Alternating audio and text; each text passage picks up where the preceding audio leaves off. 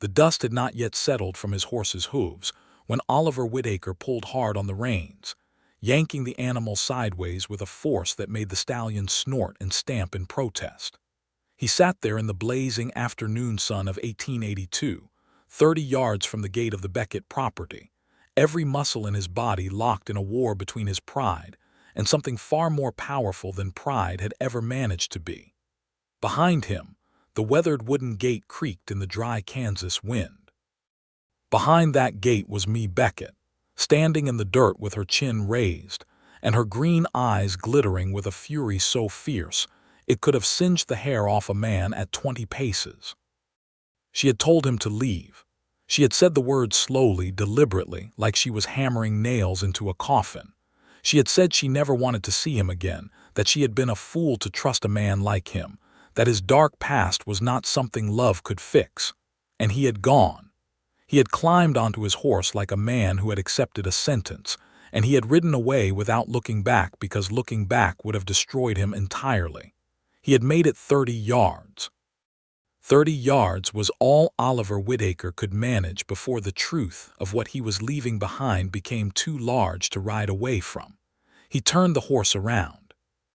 Mae was still standing at the gate, hands balled into fists at her sides, and when she saw him turning, when she saw the big sorrel stallion swing around and Oliver's jaw set in that stubborn, terrified, determined way she had learned to read like weather signs, her breath caught somewhere high in her chest and refused to come back down. He rode back to the gate. He stopped. He looked at her with eyes that carried every secret he had never told her, every hidden motive he had buried under layers of silence, every moment of the dark past he had been running from since before they ever met. And he said, in a voice rough as gravel and soft as an apology, "I changed my mind about leaving." Mae stared at him. The wind moved between them, hot and dry and smelling of wild sage. "You do not get to do that," she whispered. "I know," he said. "I am doing it anyway." And it was in that moment, standing at a gate in Kansas with the summer heat pressing down like a judgment, that Mae Beckett understood she was either going to send this man away forever or she was going to have to let him tell her everything, the whole truth. All the betrayal, all the secrets, all the hidden motives she had suspected and feared. She was going to have to decide if a love this fierce was worth the risk of being burned again. She had not always been a woman who feared love. There had been a time, not so long ago in the years that measured young hope, when Mae Beckett had been the kind of woman who ran toward things rather than away from them. She had arrived in Hays City, Kansas, in the spring of 1881, 24 years old and carrying a single leather trunk, a letter of credit for $112, and the stubborn optimism of a woman who had grown up watching her father build something from nothing on the rocky soil of Ohio. Her father, Thomas Beckett, had died the previous autumn of a fever that moved through their county like a dark tide, taking the old and the worn down with it.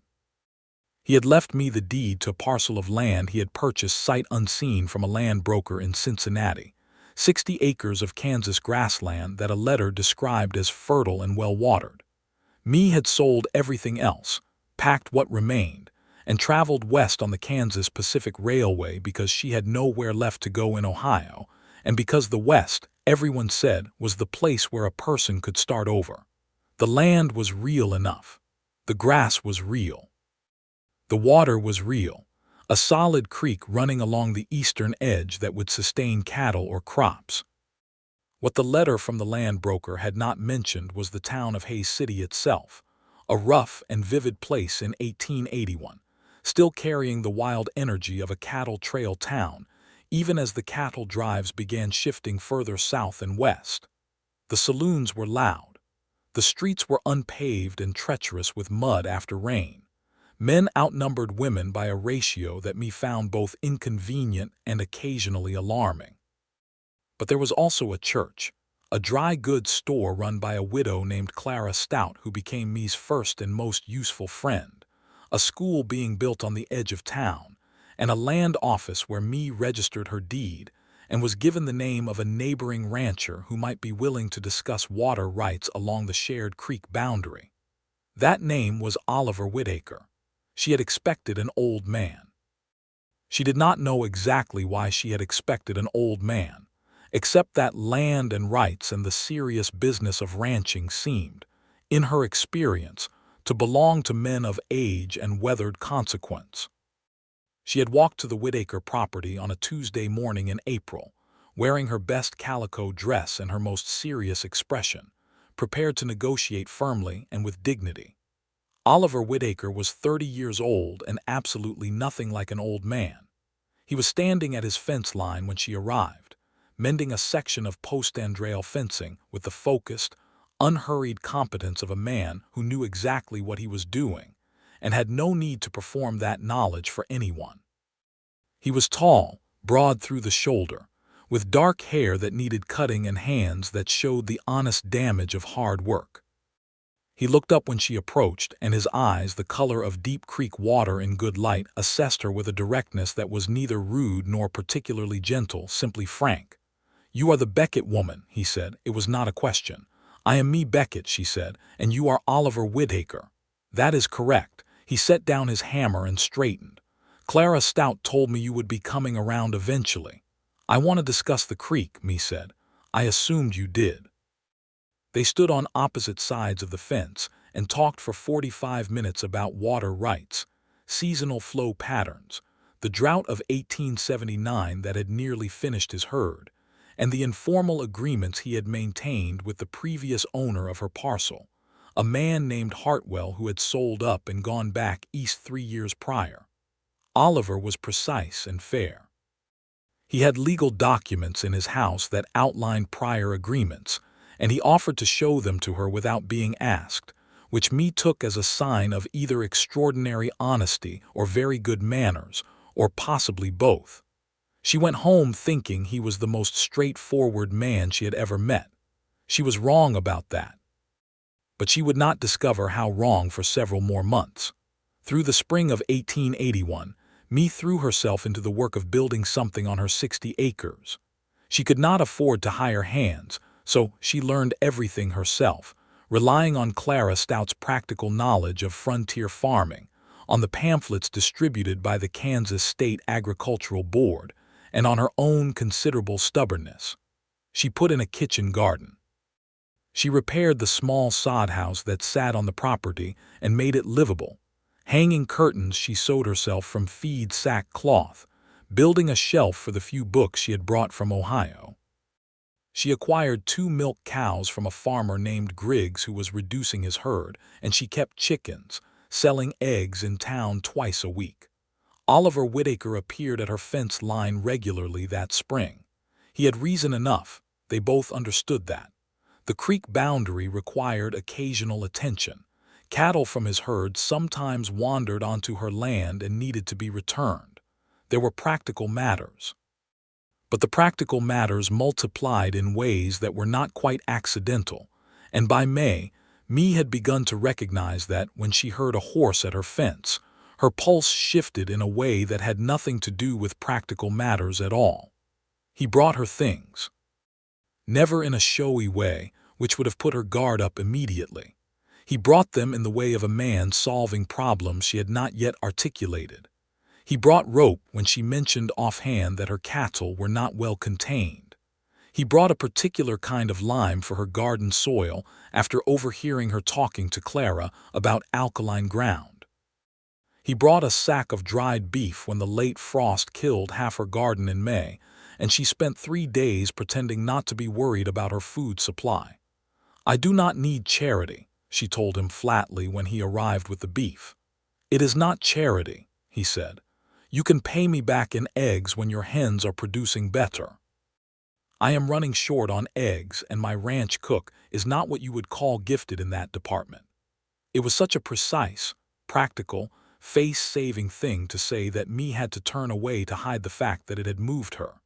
June came and the grassland turned gold and the creek ran lower, and the evening stretched long and warm toward the western horizon.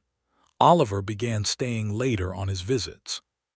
They sat on her porch, which was nothing more than a rough board platform in front of her sod house, and they talked about the land, about the town. about the way things were changing in Kansas as the cattle trail era wound down, and farmers began to put up fences that the old cattlemen hated with a violent passion.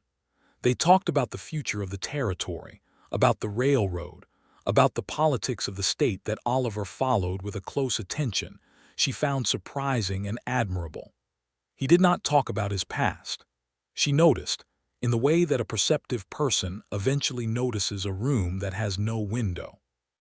There was a side of Oliver Whitaker that was simply not discussed. When she asked about his family, he said he was from Missouri and his parents were gone, and he had come to Kansas in 1875. When she asked what had brought him west, he said opportunity. When she tried to gently press further, something in his face shifted, a subtle withdrawal, a shuddering of those creekwater eyes, and she understood that she had reached the edge of what he would offer. She told herself it did not matter. People had secrets in the West. That was part of what the West was. It was a place where people came to leave things behind. By July, she was in love with him and furious with herself about it. She had not come to Kansas to fall in love. She had come to build something. Love was a complication, a vulnerability, a potential trap she could not afford when she was still figuring out how to keep 60 acres solvent through a Kansas summer. She tried to impose some rational distance between herself and Oliver Whitaker, tried to make their meetings more formal, more businesslike, less inclined toward long evenings and conversations that wandered far from cattle and water rights. Oliver seemed to sense the shift and responded by becoming more direct. He arrived one Thursday afternoon in late July, and Mae was in her garden, sweating and irritable and covered in soil up to her elbows, and he leaned on her fence and said, without preamble and without apparent embarrassment, "I think you are the finest woman I have ever known, and I am saying that without being entirely sure you feel the same way, which is a situation I do not find comfortable but which I would rather address plainly than ignore." Mae straightened. She looked at him across her garden fence for a long, charged moment. "That is a fairly bold declaration for a man who has not managed to tell me a single meaningful thing about his past in 4 months of regular visits," she said. Something moved through his expression, not quite pain but close to it. "You are right about that," he said quietly. "So why should I trust the declaration when I cannot trust the man?" He was silent for a moment. Then he said, "I want to tell you. There are things I want to tell you. I am just not certain I have the right to put that weight on you yet." "That is the most infuriating thing I have ever heard a man say," Mae told him honestly. "I know," he said, "and yet you mean it." "Yes." She set down her trowel. She pulled off her gardening gloves. She said, "You had better come inside and tell me what you can." What he told her that evening was not everything. She would come to understand that later. But it was more than she had expected, and it was told with a raw honesty that cost him something visible, something she could watch leaving him as he spoke. He had grown up in a small town in Missouri called Clayfield. His father had been a farmer. His mother had died when he was 12. He had 2 brothers older, both of whom had taken paths he could not follow. He said that last part carefully, choosing his words the way a man chooses footing on uncertain ground. "What kind of paths?" Mae asked. "Wrong ones," he said simply. During the war, Oliver had been 16 when it started, too young by some measures and not by others given the state of Missouri in 1861 through 1865, a state that had torn itself in half and bled from both wounds simultaneously. His older brother James had ridden with irregular Confederate guerrillas operating along the Missouri-Kansas border, the same bands that burned and murdered their way through the conflict, operating outside any military code. Oliver had not ridden with them. He had been explicit about that, and she had believed him because of the way his jaw tightened when he said it, the anger of a man who had watched people he was supposed to love do things he could not reconcile. After the war, in the bitter years of Missouri Reconstruction, James Whitaker had not exactly stopped operating outside the law. He had drifted into a loose association with men who robbed banks and stages, men who justified it as ongoing resistance to federal authority and Yankee banks, the self-mythology of outlaws who needed their violence to mean something beyond mere theft. Was he caught? Me asked. James died in 1874, Oliver said. Gunfight outside Sedalia. He was robbing a freight office. And your other brother? Oliver was quiet for a long moment. Caleb, he said. Caleb is still alive as far as I know. I have not had contact with him in 6 years. Because the last time I saw Caleb, he was asking me to join him and I said no, and he told me that if I would not ride with family then I was not family. Oliver looked at his hands. I came to Kansas the following year. I had a small amount of money I had earned honestly doing range work down in Texas. I bought the land here, built the herd up slowly. This, he gestured toward the window, toward the ranch beyond, is mine. It is clean. I want it to stay that way. Me was quiet for a while after he finished.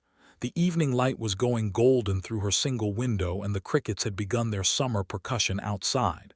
Thank you for telling me, she said finally. There is probably more you should know, he said, at some point, but that is the shape of it. Your brother's choices do not define you, she said. No, he agreed, but they follow me. That is the thing about family and dark pasts, me. They have legs. She had not known then exactly how true that was. August and September of 1880, one moved through the Kansas grassland in waves of heat, and then sudden coolness, the season turning like a page. Oliver and me fell into something that was not formally courting, but which everyone in Hayes City appeared to treat as courting, including Clara Stout, who mentioned it with a diplomatic frequency that suggested she had appointed herself the romantic project manager of their particular situation. They took Sunday meals together, alternating between his ranch house and her sod house.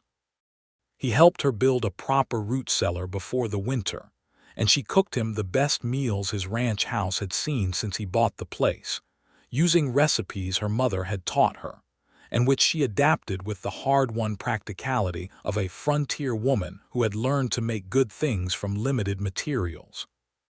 He kissed her for the first time on the evening of September 14th, standing on the porch he had helped her extend and repair, the prairie stars overhead in their vast and indifferent abundance.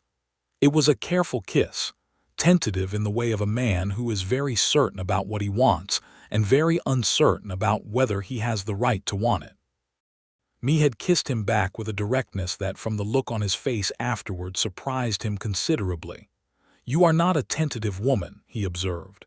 You are just figuring that out, she asked. He laughed.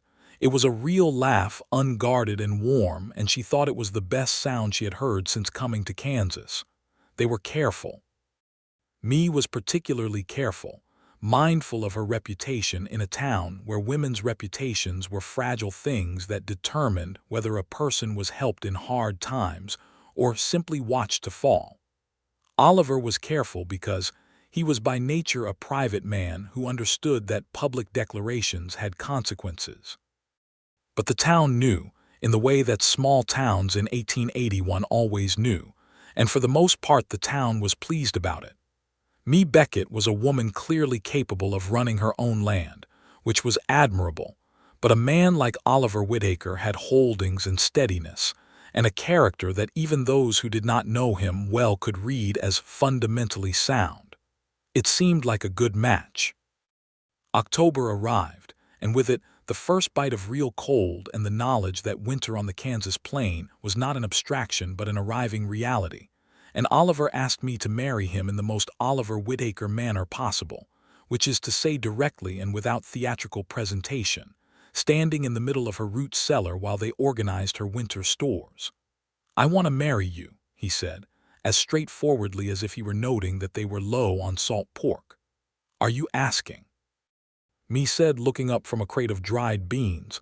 I am asking. Then yes, she said. Obviously yes, he smiled. That particular smile of his, the one he kept in reserve for moments of genuine feeling, the one that transformed his serious face into something that made her chest ache with tenderness. He stepped over the crate and kissed her in a root cellar surrounded by dried beans and winter potatoes, and Mae thought that in a different life she might have wanted something grander, and in this life she could not imagine anything more perfectly right. They planned to marry in the spring, after the worst of the winter had passed, and the roads were reliable enough for family and friends to travel if any wished to do so. Oliver had suggested waiting, not from reluctance but from practical concern. He said something about wanting to make sure certain things were settled before they formally joined their lives, and Mae, who was still learning the full landscape of his caution, had agreed without pressing the particulars. She would later understand that he had been waiting to learn whether his brother Caleb had stayed gone. He had not stayed gone. The trouble arrived on a Thursday evening in late January of 1882, while a cold front was sweeping down across the Kansas plain, and the temperature outside had dropped to the kind of cold that made the wood of buildings creak and groan as if in pain. Mae was at Oliver's ranch house, which she visited twice a week now that they were engaged, sewing by the stove while Oliver worked at his desk on ranch accounts. One of his hands, a young man named Doyle, knocked on the door and came in with his hat in his hand and an expression that did not belong on a face that young. "There is a man at the gate," Doyle said, looking at Oliver. "Says he is your brother." Oliver's pen stopped moving across the paper. He put it down with very great care, as if the act of setting the pen down required his complete attention. Then he stood up and said, "Stay inside," to Mae in a voice that she recognized as his crisis voice, the one with all the emotion removed so there was room for management. "Oliver," she said, "stay inside, Mae, please." She stayed inside. She did not stay at the stove.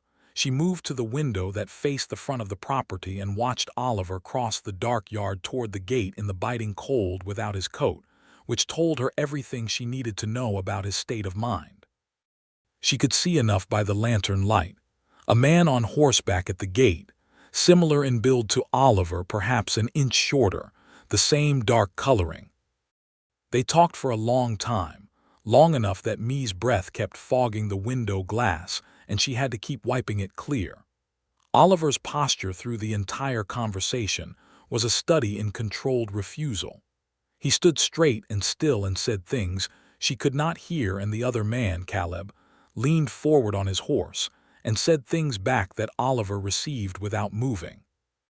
Then the man on horseback moved, and there were two other men she had not noticed in the darkness, also mounted, and all three of them turned and rode away into the dark. Oliver came back inside. He stood by the door and let the cold air come in around him until Mae got up and closed it herself. "He is gone?" she asked. "For now," Oliver said. "Tell me," she said. He told her. Caleb Whitaker had been operating through a network of smaller crimes across Missouri, Kansas, and Indian Territory for the past 6 years. He was connected to men who dealt in stolen horses and cattle, who robbed isolated farmsteads and small-town banks in the method that was becoming increasingly difficult in an era of telegraph communication and better organized law enforcement. He was not a famous outlaw, not the kind whose name appeared in the newspapers, but he was wanted in at least 2 states. He had come to Oliver because he needed something. He needed a place to rest his horses and his men for a time, a legitimate ranch that would not raise questions if strangers passed through. He was asking Oliver to provide cover. "And you said no," Mae said. "I said no." "Will he come back?" Oliver looked at her. His expression was stripped of everything casual or comfortable, and she could see the bedrock underneath, the absolute core of the man, and it was not frightened, but it was honest. "I do not know," he said. "Caleb does not accept no easily. He never has." "Does he know about me?" Mae asked. "He does now," Oliver said quietly. "Doyle told him you were here before I got to the gate." Mae understood what that meant. She understood it with the quick, clear intelligence that had gotten her through the loss of her father and a solo journey west and 14 months of frontier survival. She was now a potential leverage point. She was a vulnerability that Caleb Whitaker could use. "This is the rest of it," she said. "The rest of what you were not sure you had the right to put on me." Oliver sat down in his chair by the stove. He looked very tired. "I should have told you sooner," he said. I kept hoping he had moved on far enough that it would never become relevant. I kept hoping the distance was enough. Distance is not enough from blood, Mae said, which was something her father had said about a difficult uncle, and which had seemed merely wise at the time but now seemed prophetic in a way that made her want to sit down. She did not sit down. She moved to him and put her hand on his shoulder and said, "We will figure this out together. That is what together means." He put his hand over hers. His hand was cold from the outside, and he held on to hers with a grip that was not quite steady, and Mae stood beside him by the stove, while the Kansas cold pressed against the windows, and understood that whatever they were going to build together, it was going to require more courage than she had originally calculated. Caleb Whitaker came back in February. He came in the middle of a Sunday afternoon, which was more brazen than Mae had expected, bringing 2 of his men, riding openly onto Oliver's land, and tying their horses at the fence near the barn as if they owned the place. Mae was there, because Sunday was one of her regular visiting days, and she was in the kitchen when she heard the horses and looked out and felt the cold that settled in her stomach had nothing to do with February weather. Oliver went out to meet them. Mae stayed inside, but she opened the door an inch and listened. Caleb Whitaker's voice was similar to Oliver's in its pitch, but different in its quality.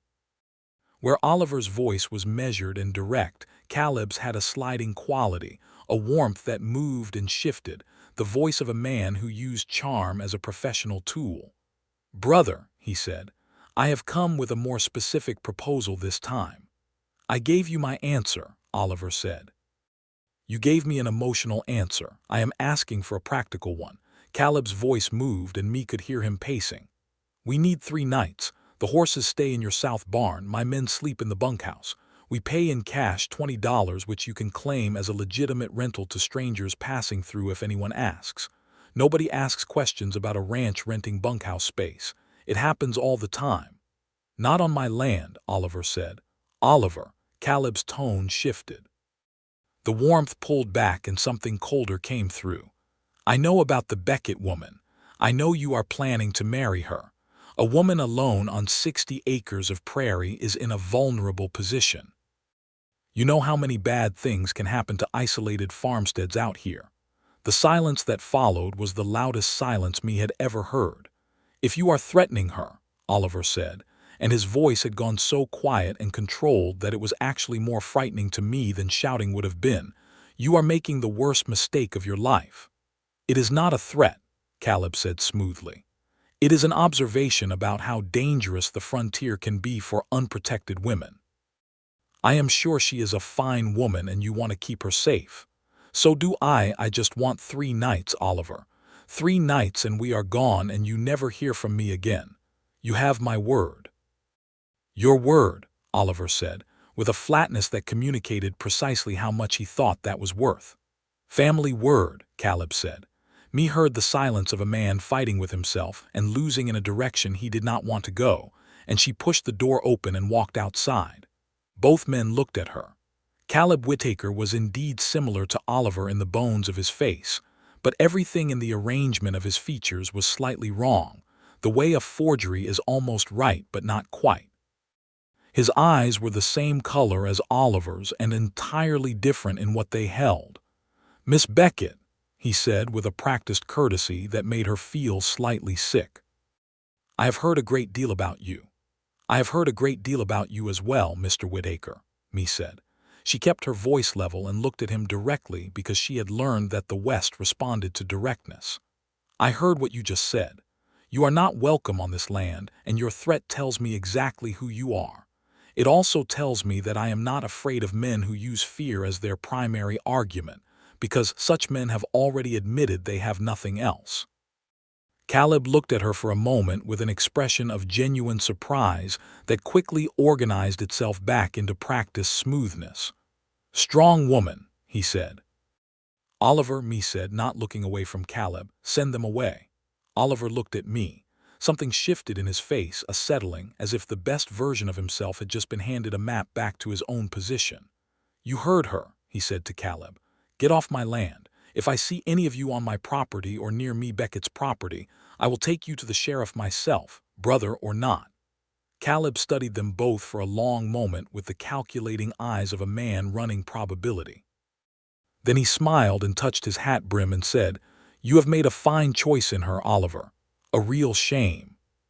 He called his men and they mounted and rode away, and me stood in the February cold watching them go with her heart hammering against her ribs in a way she was determined not to show.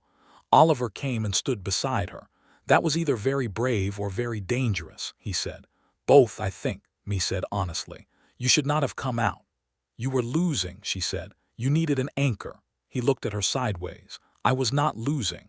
You were thinking about agreeing to 3 nights to keep me safe." The pause before he answered was answer enough. "That is why you needed an anchor," me said. "Because the decision you would have made out of fear for me was not the right decision. It would have made us both smaller, and it would not have kept me any safer in the long run. Men like your brother do not go away because you give them what they want. They go away when you give them nothing to work with." Oliver was quiet for a moment. Then he said, "You are a remarkable woman, Mae Beckett." "I know," she said, which made him laugh despite everything, and the tension cracked open slightly and let in enough air to breathe. He went to the sheriff in Hayes City the next morning, a man named Aldous Gant who was solid and experienced, and took the information about Caleb Whitaker's presence in the area with the attention it deserved. Gant sent a wire to the marshal's office in Topeka, and received confirmation within 2 days that Caleb Whitaker was wanted in connection with a series of horse thefts and 1 armed robbery in Missouri and Indian Territory. Gant issued a warrant and notified the county. They did not see Caleb again immediately. Weeks passed, and the winter moved toward spring, and the threat seemed to fade the way threats sometimes do, receding back into the category of things that happened and were handled and were over. Me made the mistake of deciding it was over. It was in April of 1882, a beautiful spring morning, that she returned to her sod house from a supply run into Hayes City and found the door standing open and the interior showing signs of having been searched. Nothing was stolen. Nothing was broken. But her trunk had been opened and her papers had been moved, and the small locked box where she kept her money and her father's letter of credit had been pried open and then set back in place with the lock broken, the money still inside. They had not taken the money. They had made certain she knew they had been there. Me stood in the middle of her disturbed house and felt, for the first time since coming to Kansas, something close to genuine fear. Not the clean, sharp fear of immediate danger, but the slower, more consuming fear of being watched, of being used as a warning.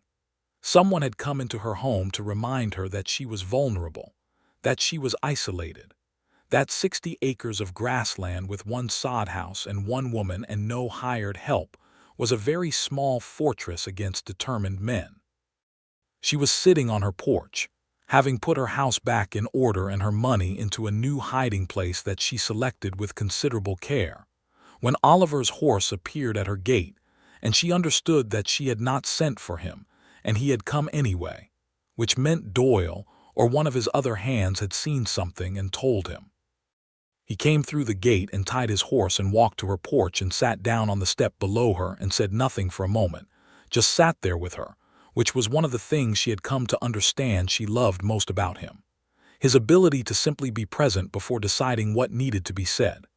"They came through my south fence," he said eventually. 3 men. Doyle tracked the hoofprints to your boundary and turned back because it was your land and he did not feel right crossing without permission. "He should have crossed," me said. "Yes," Oliver agreed. "I have talked to him about that." He paused. "Are you all right?" "I am angry," me said, which was true and which was, she knew, easier than the fear underneath it. "Good," he said. "Anger is useful." "Oliver," she turned to look at him. "What is Caleb actually trying to accomplish?" "He is trying to destabilize me," Oliver said. "If I am worried about you, if I am distracted, if I am frightened enough to make poor decisions, I am easier to manage. He wants to push us to the point where getting away from him seems like the only option, and then offer himself as the solution. It is how he has always operated. He creates the problem and then presents himself as the exit. Does he actually mean us harm? Me asked. Real, physical harm. Oliver considered this carefully. I think Caleb is capable of it, he said finally. But I think it is a last resort for him. He is not stupid. Hurting a woman engaged to a legitimate rancher with sheriff connections would bring down a kind of attention he cannot afford. He wants leverage. He does not want a manhunt. So we stay calm, me said. We stay calm and we stay visible, Oliver said. We make it clear that everyone in the county knows about us, knows what is happening, knows where to look if something goes wrong. We take away the conditions that make us useful to him, and we get married as soon as possible. Me blinked. That is a very pragmatic extension of a marriage proposal. Oliver smiled slightly. It is also a very genuine one. I want to marry you, me. I want us on the same deed and the same land with the same legal standing and the same name. I want every legal protection available to you in this territory applied to you as quickly as possible. You want to marry me for legal protection, me said. I want to marry you because I love you and I have loved you since July, and because you walked out onto that porch in February and told my outlaw brother that you were not afraid of men who use fear as their primary argument. And I knew in that moment that I had never in my entire life met anyone as extraordinary as you. The legal protection is also genuinely important. Me looked at him for a long moment. April is fine, she said. Let us not wait for May. They married on the 15th of April, 1882, in Hayes City's small Methodist church, with Clara Stout standing as Me's witness and Doyle as Oliver's, with about 30 members of the community present, with a preacher named Hollies who had a fine voice and a tendency to get emotional at weddings. Me wore a dress she and Clara had made together from a beautiful blue-gray wool that was finer than anything she had worn since Ohio. Oliver wore his good suit, and a look of such concentrated, unperformed happiness that Clara Stout cried openly and made no apology for it. After the ceremony there was a dinner at the church hall, neighbors bringing food and a fiddle player named Carson providing music that was enthusiastic if not always technically perfect, and me danced with her husband for the first time and found that Oliver Whitaker danced with the same quality he brought to everything, precise and unhurried and very present. I am very happy, she told him during a slower song, her head near his shoulder. So am I, he said into her hair. So am I. They had a week that felt like a different life. A week of ordinary domestic mornings and long evenings, and the particular joy of waking up in the same house with a person you have chosen, the accumulation of small moments that build a life. Oliver moved her belongings to his ranch house, which was considerably larger and better equipped than her sod house, and they decided together what to do with her 60 acres, resolving to rent out the land for crop use to a farming family from Hayes City who needed more acreage and would pay a fair rate. It was a good arrangement. It was the beginning of something solid. And then, in the 3rd week of April, Caleb Whitaker made his real move. He did not come himself. He sent a man, a hired messenger who appeared at the ranch house on a Wednesday morning and delivered a letter. The letter was addressed to Oliver and written in Caleb's hand, which Oliver recognized immediately. It was a blackmail letter. It informed Oliver that Caleb had in his possession documented evidence that Oliver Whitaker had, in the summer of 1873, participated in a robbery in Missouri, a payroll robbery of a mining company that had resulted in the death of a guard. The evidence was fabricated. Oliver had explained this to me very clearly, his eyes steady and his voice controlled, and his hands absolutely still on the table in the way of a man maintaining complete composure, because complete composure is the only thing keeping him from the edge. He had been in Texas in the summer of 1873, doing range work, and there were men who could testify to that. But in 1882, in a Kansas court, testifying against documented evidence held by a man willing to do what it took to win, the truth was not always sufficient armor. The letter demanded that Oliver provide access to his south barn and bunkhouse for an unspecified period of extended time, that he provide cover and logistical support for Caleb's operation, and that he sign over a portion of the ranch's water rights in exchange for the suppression of the evidence. Caleb framed it as a family arrangement, an investment, a partnership. It was extortion, clearly and completely. Mae read the letter twice. Then she set it on the table and said, "We take this to Sheriff Gant today. If we take it to Gant, Caleb will present the fabricated evidence and the situation becomes legally complicated," Oliver said. "I cannot prove I was in Texas without locating men I have not seen in 9 years. Then we locate them," Mae said. "Me, Oliver." She put her hand flat on the letter. "I understand that this is frightening. I understand that the trap here is very cleverly constructed because the truth requires more work to prove than the lie requires to allege. But the alternative is to let a criminal operate from your land while you pretend to have chosen it freely, and that will never end. People like Caleb do not honor agreements they make under these conditions. They honor them until they need something else, and then they use the same leverage again." She paused. "We take this to Gant, today. And we start finding those men from Texas." Oliver looked at her for a long time. "You are never going to let fear make the decision," he said. It was not a criticism. It was something close to awe. "Fear can inform the decision," Mae said, "but fear is not going to drive it, not in our house." They took the letter to Sheriff Gant. Gant was direct and thorough and confirmed what Oliver already suspected, that any fabricated evidence Caleb presented would need to be contested, which would take time and create a legal cloud over Oliver's name in the county.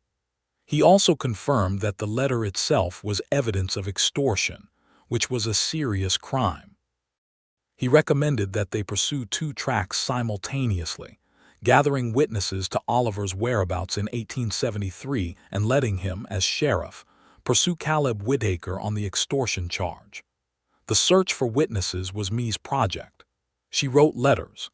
She had Oliver describe every man he had worked with on the Texas range in 1873, every name he could remember, every ranch, every town. She wrote to postmasters and sheriffs and land offices and cattle associations, the kind of careful, methodical research that she brought to it with the same focused energy she had brought to building her Kansas life. Because this was not abstract. This was the foundation of everything they were building together, and she would not let it be undermined by a man who had chosen to use his family blood as a weapon.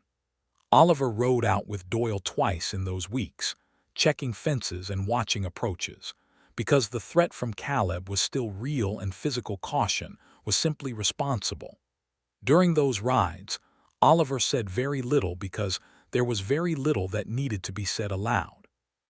But Doyle, who was 22 and observant despite his youth, said to Oliver on the second ride, "She is going to find them, Mr. Whitaker. Your wife. She is going to find your witnesses." "I know," Oliver said. "How do you know?" Oliver considered the question. "Because she has decided to," he said. "When Mae Beckett decides a thing, the thing gets done." Doyle nodded with the solemnity of someone filing away useful life information. On the 14th of May, 3 weeks into the search, a letter arrived from a ranch outside Abilene, Texas. A man named Ford Pruitt, who had been foreman of the Crossbar Ranch in 1873, confirmed in writing that one Oliver Whitaker had worked on the Crossbar from May through September of that year, had been present throughout without leave of absence, was an honest and reliable hand, and a man of good character. Pruitt enclosed the signature of another man, an original crew member named Del Amos, who added his confirmation. Mae read the letter aloud to Oliver at the kitchen table on a Saturday morning with the spring light coming clean through the windows, and when she finished, she looked up and saw something in his face that she had not seen before. Not quite. A loosening of something that had been held taut for so long he had perhaps forgotten what it felt like to release it. The clean proof that a lie could be countered. That the truth had legs too. Ford Pruitt, Oliver said softly. "I have not thought about him in years." "He thought highly of you," Mae said. "He was a good man." She put the letter in Oliver's hand and he held it carefully. And Mae watched him and thought about all the years he had carried the weight of being adjacent to his brother's choices, of sharing their name and their blood and their history without sharing their decisions, of living with the constant shadow of a dark past that was not entirely his own, but was close enough to touch him. She thought about how long he had tried to simply outrun that shadow by putting distance and years between himself and Missouri, and how the shadow had caught up anyway because shadows, she was learning, are attached at the heel and cannot be outrun. But they can be turned toward. They can be faced. "Take it to Gant today," she said. He did. What followed was not quick or clean, because legal matters in 1882 Kansas were rarely quick and rarely clean. But they were incremental. Gant had been quietly building his own case in the weeks since receiving the extortion letter, communicating with law offices in Missouri and the Territory, establishing Caleb Whitaker's pattern of operation. The Texas witnesses, combined with the extortion letter, gave the Hays City Sheriff and the county enough to go to the district court for a warrant. Caleb Whitaker was arrested in early June at a camp near the Smoky Hill River, taken by Gant and 2 deputies along with one of his associates. He did not go quietly, which resulted in an exchange that left one of his men injured and Caleb with a crease along his left arm that was dramatic without being particularly serious. He was transported to the county jail and charged with extortion, criminal threatening, and the Missouri warrants that the Topeka marshal had been forwarding through proper channels. Oliver went to see him once in the jail. Mae asked him afterward what had been said. "I told him that I would hire him a lawyer," Oliver said, "the best in Hays City, and that whatever sentence he received, I would make sure he had what he needed inside. I told him that is what family does, the version of family that does not use blood as leverage." "What did he say?" Mae asked. "He said I had always been the best of us," Oliver said quietly. "I think it might be the only honest thing Caleb has ever told me." Mae took his hand. They were sitting on the porch in the June evening, the grassland around them golden and green and breathing with summer life. And she held his hand and did not say anything because there was nothing to say that the evening and the contact did not already say for them. It was in those weeks after Caleb's arrest that Mae began to understand, in a way she had not fully grasped before, the depth of what Oliver Whitaker carried. She had known his history in the way of someone who has been told a story. She came to know it in the way of someone who lives alongside the person the story belongs to, watching how it surfaces in unexpected moments, in the way he sometimes woke from sleep with a jolt and lay very still in the darkness, in the way he was sometimes harder on himself than any circumstance required, in the occasional distance that came over his eyes when something triggered a memory of Missouri or his brothers or the years of running that had brought him to Kansas. She did not try to fix this. She was too perceptive for that kind of arrogance. She simply made it known, in every way a person can make a thing known without saying it outright, that she was not going anywhere. That the dark past was something they had between them, and it was not a threat but simply a part of the man she had married, the same man who mended fences with patient precision, and brought her lime for her alkaline soil and laughed when she was direct about things that most people tiptoed around. She loved the whole of it. She made that clear. He responded to this by becoming, in the months that followed Caleb's arrest and the resolution of the legal proceedings, increasingly and unmistakably happy. Not the cautious, held at arm's length contentment he had carried before, but a genuine, rooted happiness that had clearly been there all along waiting for the conditions that would allow it to emerge. He was more open with his men. He began talking more freely about plans for the ranch, expansions, new herd, a proper barn to replace the aging South one. He started going to the Saturday night socials in Hays City with me, which he had previously avoided, and discovered to no one's particular surprise that he was a good dancer, and that people liked him when he was not spending all his energy managing the distance he'd kept around himself. Clara Stout said to me one Saturday evening, watching Oliver laugh with a group of ranchers near the refreshment table, "He is a different man from the one I saw on his own these past years." "He is the same man," Mee said. "He just has somewhere to put it all now." Clara gave her a look that was entirely warm and slightly knowing. "You are very good for him." "He is very good for me too," Mee said. "We are good for each other. That is the point."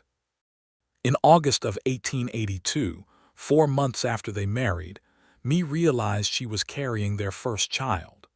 She told Oliver on a Tuesday evening after dinner, sitting by the window where the summer light was coming in long and gold.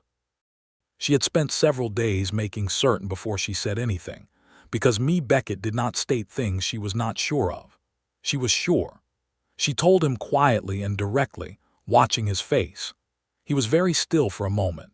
Then he got up from his chair and came to where she was sitting and crouched down in front of her, which was an unusual posture for a man of his contained physical habits, and took both her hands in his. His eyes were doing something complicated that took her a moment to read. Not just joy, though the joy was clear enough to see. Something underneath the joy, something that had to do with the particular miracle of being handed a future when you had spent years not entirely sure you had the right to one. "Are you well?" he asked. "Are you feeling well?" "Very well," she said. "Good," he said. "That is good." He was still holding her hands in that unusual crouched position, and she could see him trying to locate the words that would match what was happening in him. "You can just be happy," she told him gently. "You are allowed to just be happy, Oliver." He looked at her. He said, in a voice that was not quite steady, "I am so far past happy I do not have the right word for it." She leaned forward and put her forehead against his. "Then we will find a new word," she said. "We have time." The pregnancy progressed well through the autumn and early winter. Mee was strong and practical about it, continuing to manage the leased Beckett land accounts, and the household and her growing involvement in the Hayes City Ladies' Aid Society, which Clara Stout had been nudging her toward for months, and which Mee found she genuinely valued, particularly the Society's work in supporting recently arrived women who were trying to establish themselves in the territory. She knew what that particular situation felt like. She was glad to help.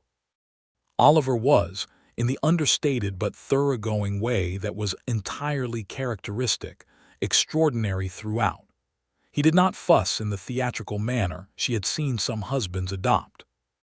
He was simply extremely attentive in practical ways, noticing when she was tired before she admitted it, adjusting the household's daily patterns so that she could rest, hiring a young woman from town named Harriet to help in the house twice a week without framing it as a concession to her condition, but rather as something they had always needed and simply were now addressing. Their son was born in March of 1883, a cold and clear morning with a competent midwife in attendance and Oliver in the next room making enough noise, according to the midwife, for 3 worried fathers. The baby was sturdy and loud and had, when Mee first held him, the most serious expression she had ever seen on a face that small, which delighted her completely. They named him Thomas for her father.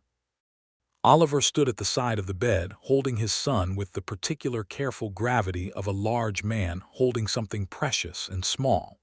And Mee watched him, and thought that she had never in her life loved anyone as simply and absolutely as she loved this man in this moment. "Hello, Thomas," Oliver said very quietly to the serious small face looking up at him. "I have a great deal to show you, if you will be patient with me." Mee wiped her eyes and pretended she was not doing so. Caleb Whitaker's trial had concluded in December of 1882, and he had received a sentence of 4 years to be served in the state penitentiary. Oliver had indeed hired him a lawyer, the best in the county, a man named Prescott who was thorough and methodical, and who managed to have some of the charges reduced, though not eliminated. Oliver paid Prescott's fees without complaint. He arranged for certain small provisions to be sent to the prison on a quarterly basis.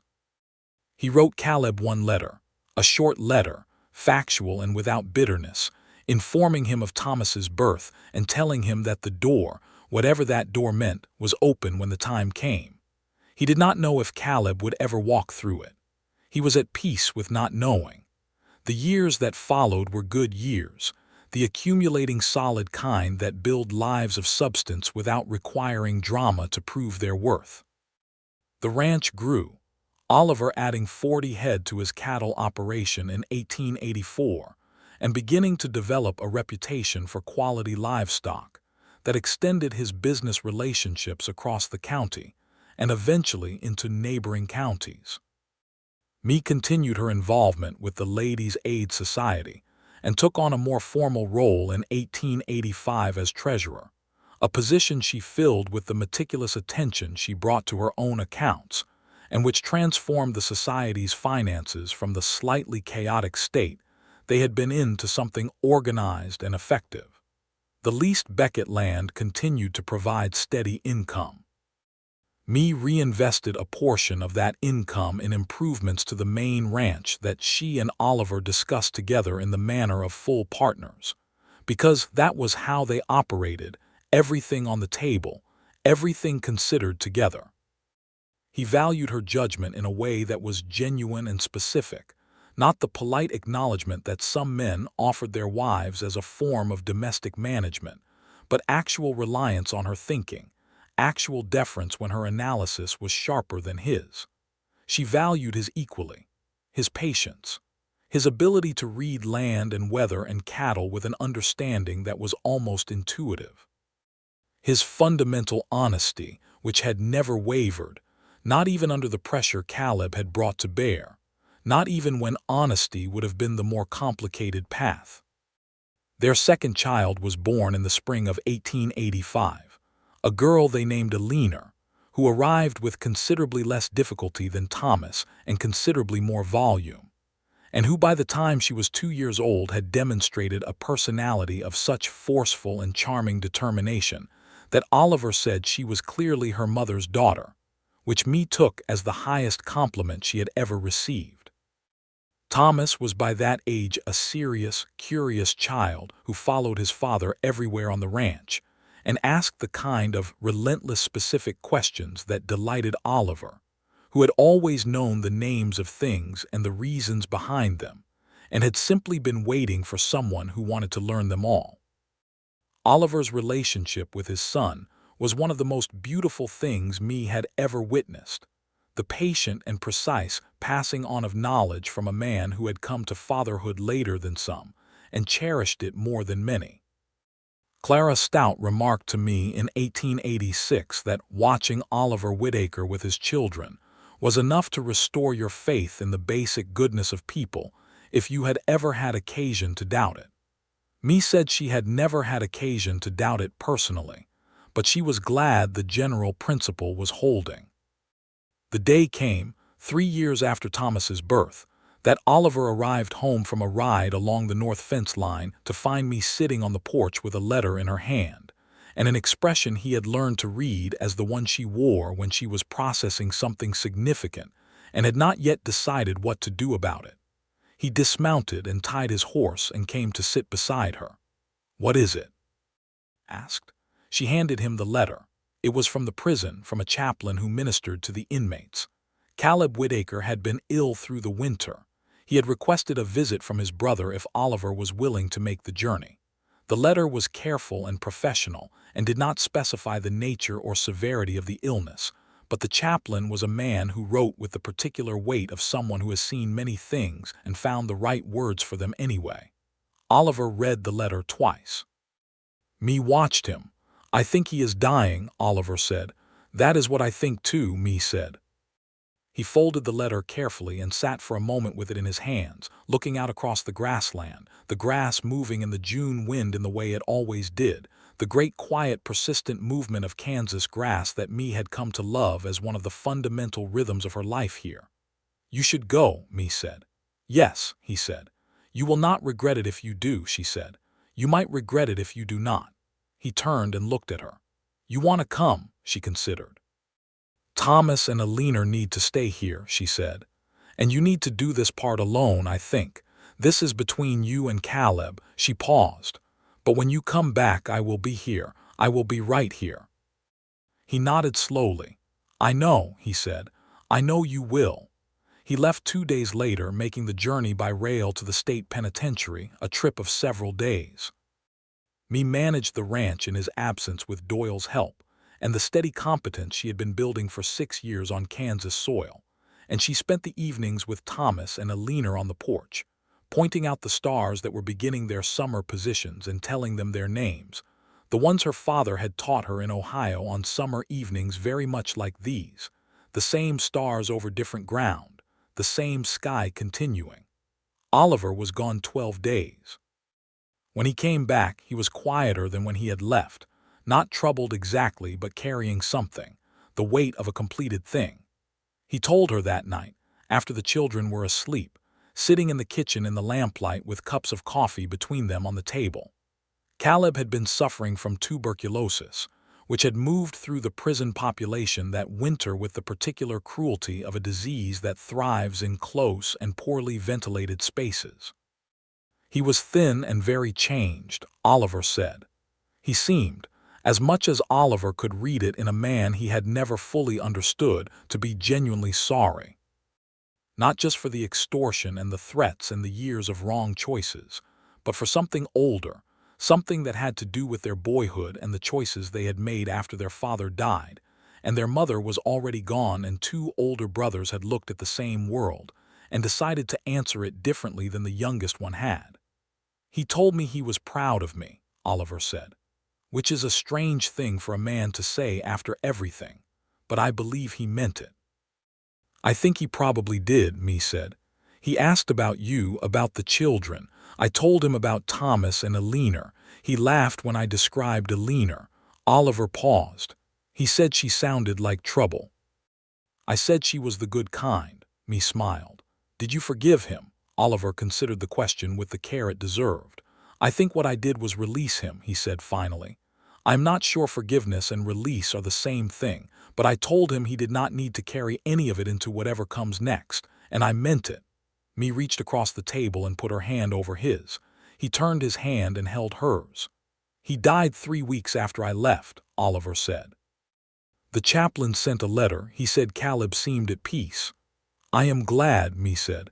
"So am I," Oliver said. "I did not expect to be, but I am." The lamp burned low between them on the table, and the Kansas night pressed gently at the windows, and they sat together in the silence that was not empty but full. The way long-held things are when they finally arrive at resolution, and Mae thought about all the hidden motives and dark pasts, and forced choices and secrets that had complicated their way to this table, this lamp. This pair of hands holding each other in the kitchen of a house they had built together out of honesty and stubbornness, and a love that had proven, as the best ones do, to be considerably sturdier than the obstacles set against it. She was 30 years old. She had been in Kansas for 5 years. She had a husband she loved with an absolute and specific devotion that continued to surprise her with new dimensions. 2 children who were already, in their small ways, becoming the kind of people she hoped to see them grow into. 60 acres of rented land that bore her father's name in the deed and kept his memory in a form he would have approved of. And a life so full of real and particular good things that she sometimes caught herself in the middle of an ordinary task, feeding chickens or checking accounts or pulling weeds in the kitchen garden, and simply stood still for a moment in the midst of it, feeling the full weight of its value. In the years that followed, there were ordinary Kansas seasons, which were themselves not always calm. A drought in 1888 that tested every rancher in the county, and from which they recovered, slowly and together, adjusting and replanting and holding on. There was a serious winter illness that took Thomas in February of 1887 and terrified them both for 10 days before turning. The boy's natural stubbornness, Oliver said with mixed relief and pride, being apparently medically relevant. There was a dispute with a new neighbor over fence lines in 1889 that Oliver resolved with characteristic patience and legal precision, referencing recorded deeds in a way that was firm without being inflammatory. There was the ongoing work of the Ladies' Aid Society, which Mae expanded in 1889 to include a small lending library of books that she seeded with her own collection, and which became, in its modest way, one of the things she was most proud of in her life. And there were the private ordinary things, the ones that accumulate into the substance of a marriage, the 10,000 small mornings of coffee and sunlight, and the first sounds of children waking, the conversations that covered everything and nothing, the particular knowledge of another person that only sustained close attention over years can build, the way Mae knew without looking when Oliver was tired versus when he was troubled versus when he was happy in the private, contained way he had never quite lost. And the way Oliver knew without being told when Mae needed a task that was entirely her own versus when she needed company versus when she needed to be told clearly that something was very good. He told her with some regularity that she was very good. He told her this in the Oliver Whitaker manner, which was direct and specific and without decoration, the way he said important things because he had learned, probably in Missouri and probably in the years of running, that decoration was often the enemy of meaning. "You are the best thing in my life," he told her on the evening of their 7th anniversary, standing on the expanded porch of a ranch house that had grown along with the life inside it, the prairie summer spread out before them in its enormous amber and gold. "You were the best thing in it the day I realized it, which was long before I said so, and you have not stopped being that for a single day since." Mae leaned into his side. He put his arm around her shoulders. The children were inside making a level of noise that suggested some small domestic competition was underway. "You are the best thing in mine too," she said. "This whole impossible, complicated, wonderful life. You and this land and our children and all of it." She paused. "Including the 30 yards. He was quiet for a moment. Then, the 30 yards. "The day you could only make it 30 yards before turning around," she said. "When I had told you to leave and you went and then came back and said you had changed your mind. Do you remember that?" "I remember every second of it," he said. "Good," she said. "So do I." "I was terrified," he said. "You did not look terrified, you looked determined." "Both things were true." "Both things are usually true," Mae said. "That is the thing about the important moments. The fear and the determination are the same size and you just have to choose which one drives." He was quiet for a moment, looking out at the grassland in the evening light. "It was not a choice," he said finally. "I got 30 yards and I understood that I had been making decisions out of fear my entire adult life. Every choice that had anything to do with getting away from what I came from, putting distance between myself and Missouri and my brothers and all of it. And the one person who made me stop moving was 30 yards behind me and I was riding away from her. That was not a choice. That was just the only possible thing." Mae lifted her head and looked at him. "You came back because I was the only possible thing. You were the only possible thing," he said. "You are still the only possible thing."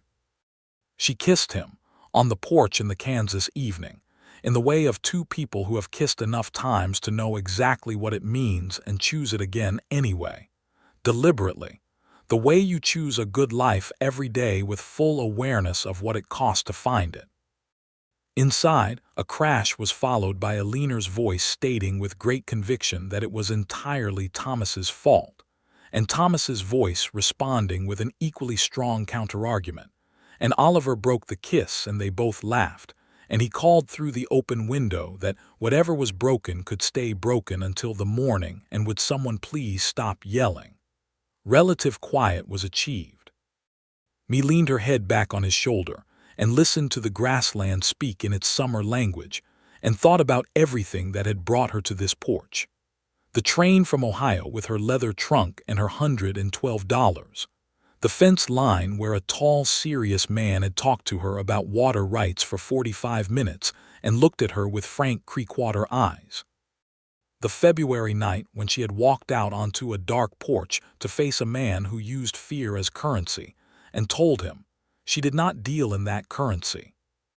The extortion letter and the letters she had written to Texas, and the wedding in the Methodist church, and the birth of Thomas, and the birth of Eleanor and Caleb's long shadow finally laid to rest. All of it leading here, to the 7th anniversary of a marriage that had been built not on simplicity, but on something more durable, the choice to face things together rather than apart, to turn toward rather than away, to come back when you have ridden 30 yards in the wrong direction, and the right direction is still standing at the gate. Her third pregnancy announced itself in the fall of 1889 and was received with the joy of people who have learned to recognize a good gift when it arrives. Oliver was, if anything, even more quietly attentive this time than during the previous two, which me found both touching and occasionally excess, as he had taken to asking Harriet, who now worked at the ranch 4 days a week, to monitor the kitchen stove situation as if an unmonitored stove posed a specific threat to expectant mothers. "I am not fragile," me told him firmly. "I know you are not fragile," he said. "I am attentive. There is a difference." "Are you going to be this attentive for the next 6 months?" "Almost certainly." "Then I am going to need you to channel it somewhere useful," she said. "The south fence still needs those 3 posts replaced, and I have been mentioning it since July." He went and did the fence posts that afternoon.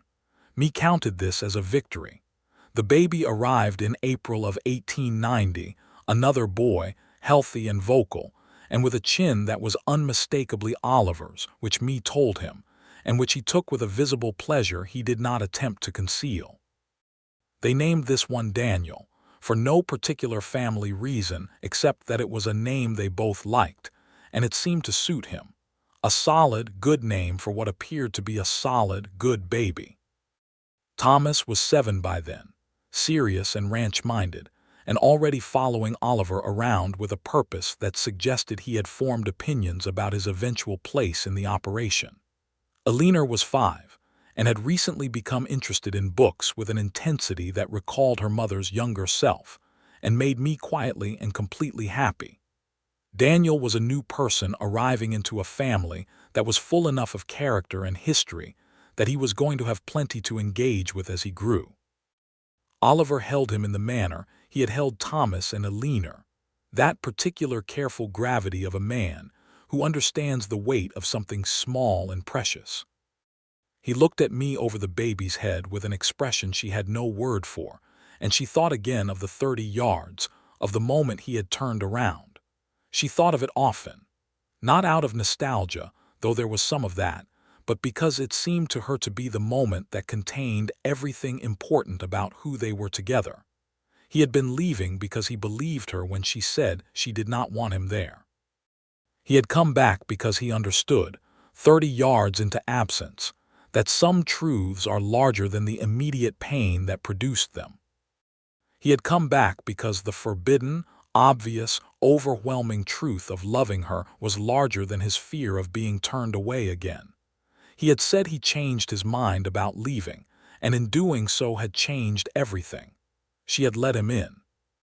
Not because she was without pride, and not because she had forgotten the fear and anger of that moment, but because she understood, watching him ride back, that a man who can turn around at 30 yards is a man who has something more important than dignity operating in him. Something honest. Something that will not let him take the easy road when the right road is still visible, even if the right road means riding back toward a woman who is furious and frightened and entirely worth it. That was the bargain of it. That was what they had built from. The Whitaker Ranch in 1890 was a different place from the one Oliver had built alone in the decade before me arrived. It was larger in every physical sense, but it was different in a less measurable way too. It had the quality of a place where people actually lived rather than simply existed, where the rooms were full of the specific evidence of children and partnership, and the accumulated details of a life built in the open, rather than held carefully in reserve. There were books on every available surface, because me had never stopped acquiring them. There were drawings Thomas had done pinned to the kitchen wall.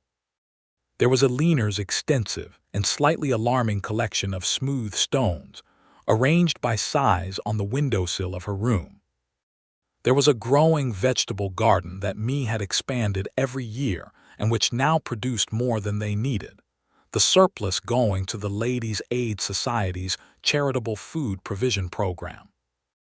Oliver added a room to the house in the summer of 1890, a proper bedroom for Thomas and Daniel to share as Daniel grew out of the small cradle in the master room, and a reading nook off the kitchen that Mae had suggested, and which Oliver built with a care and precision that resulted in something considerably nicer than a nook.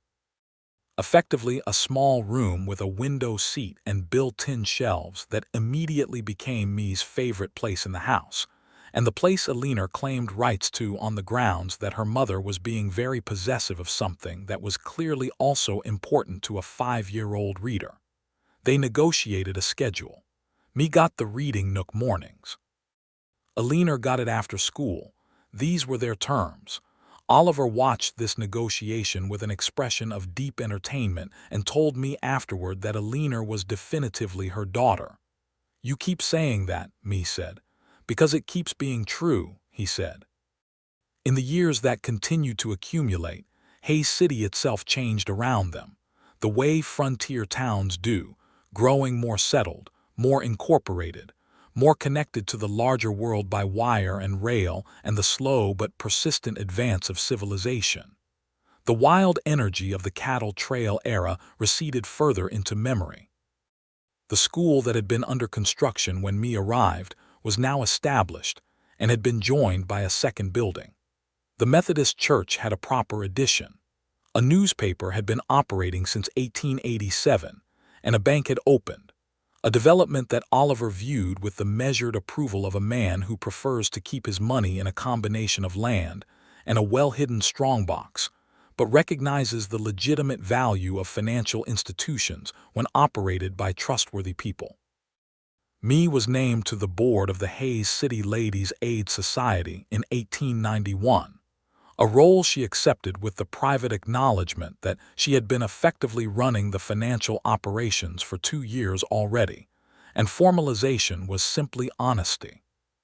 She used the position to expand the Society's lending library, its support for newly arriving women, and a new program she proposed for providing practical agricultural advice to women who were attempting to farm or ranch independently, drawing on her own experience arriving in Kansas with knowledge she had to build from nothing.